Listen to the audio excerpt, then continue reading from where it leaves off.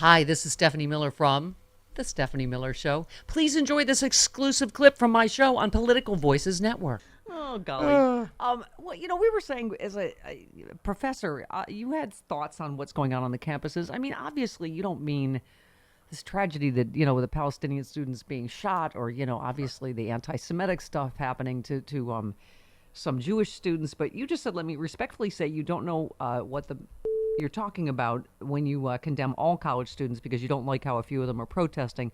Most students at universities are trying to keep their heads above debt and work on their classes while going to their jobs and often supporting families. So maybe shut the up because a chant or two on campus annoys you. I mean, that part, is kind of what college has always been about. But I think it's what happened, for instance, over the weekend that gets concerning. That where is this escalation with going? the shooting of the three college students Yeah, you're talking about in in Vermont. Vermont. Yeah, Yeah, I mean, but that didn't happen on campus. It just happened to be yeah, in a college town. In fact, none of them went to college in Vermont. They were yeah. all at different places and went to the grandmother, the grandmother, I think, of one of them, and for Thanksgiving, which is interesting because they were going to celebrate this very American holiday. Yeah. And yet they were still shot because they happened to be wearing some Yeah. of the scarf or Yeah. the Palestinians wear, or that. Yeah. And yeah, it's kind of stunning that how broadly college students are being painted by many in the media. I was specifically reacting to this editorial that Mitch Daniels had in the Washington Post, where it was like, "What is going on college campuses?" And I'm like, Mitch Daniels is the former governor of Indiana, and then so many things are like college campuses are just there. It's an extension of the colleges are there to indoctrinate your children, kind of thing. Yeah. And I'm like, no, you're looking at a tiny, tiny sample of college students, and yet you're going to condemn all universities Yeah. and all university students with that broad brush. And Well, it's like you don't understand that this is yeah.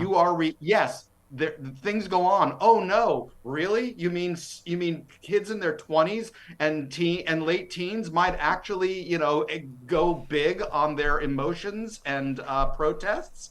You know, Like yeah, and Rude, like you just want to tell the people that need to grow up are the ones that are angry about this. you know, and also I think it's so interesting that we owe Victor Sheehan because we didn't breed, so he's the only college student Right. we know, so we just hold him responsible for everything that Oh, happens yeah. on every college campus everywhere. But I mean, we were saying there was this whole huge Gen Z viral movement to support President Biden. I think the poll that once again the mainstream media focused on is 70% of young people don't like how Biden's handling the Middle East.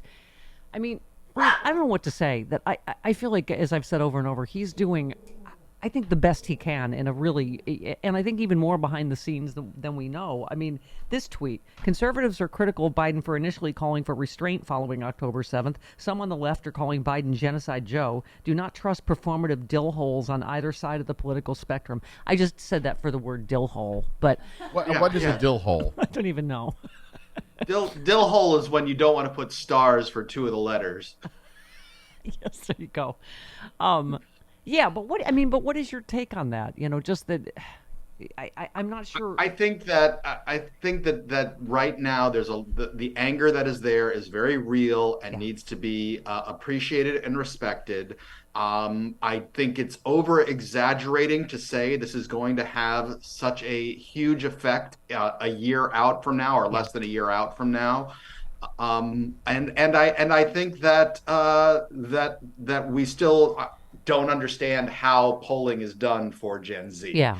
I, I Since I think you're right, that we all know that the anger and emotion is very real around this, and that Mhm. is. But I think you're right. We get these stories every time, don't we? A year out, like black people, they're done with Biden, they're done with the Yeah. Democratic Party. And then Russian bots, amplify that. Yo, young people, they aren't going to vote for. I mean, this was what we were talking about. Shadi Hamid on Twitter said, "Since I've been back home for Thanksgiving break, I've had in-depth conversations with 4 Arab relatives and family friends. All 4 have said they won't vote for Biden in 2024. They insist they will abstain, even if it ends up benefiting Trump." Donald Muslim banned Trump. Okay, Mehdi Hassan said, I've had the same conversations with all my Muslim friends and family members over Thanksgiving. Not a single one says they'll vote for Biden again, having voted for him in 2020. Every single one says it's because of Gaza. Democrats need to understand the anger is very real.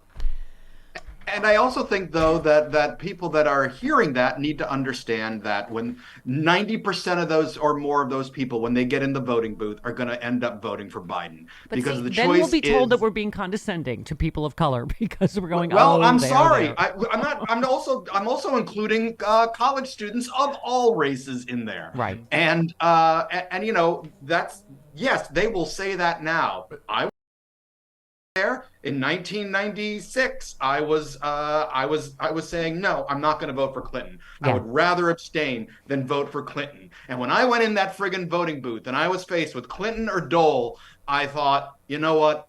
I got to vote for Clinton because of Supreme Court or other, the Supreme Court justices or other issues. Yeah. It's like, when you were I out get here it. staying with me, I remember you said no means no, and I still took you out for angel labia sushi. So Yes, exactly. But No one listens to you. Eventually it was consensual. It was sort of like, when you're eventually stuck and it's consensual. like, That's the name of my book. Yes. Well, I guess I better consent if I'm gonna.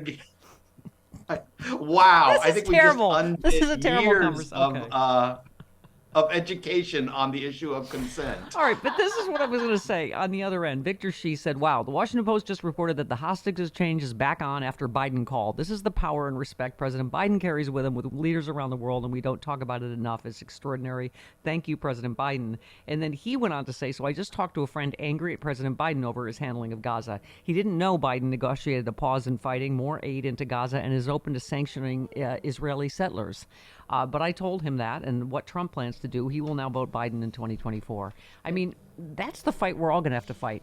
It's just against misinformation. I mean, look at what is it? Was it Wednesday, Jody? Fox News went 24/7 with open borders, terrorist attack. It's a white guy in a Bentley that had a car accident at the northern border, right? Going to Can we just pause for a moment, though, to appreciate the fast and furious like leap that car took? I mean, it was beautiful. Chef's I mean, kiss. that I didn't even think a car could do that on a regular road, and it was soaring. It was like a bird. It was. Let's focus on the tragedy and not. Yeah, no, I don't think so. All right.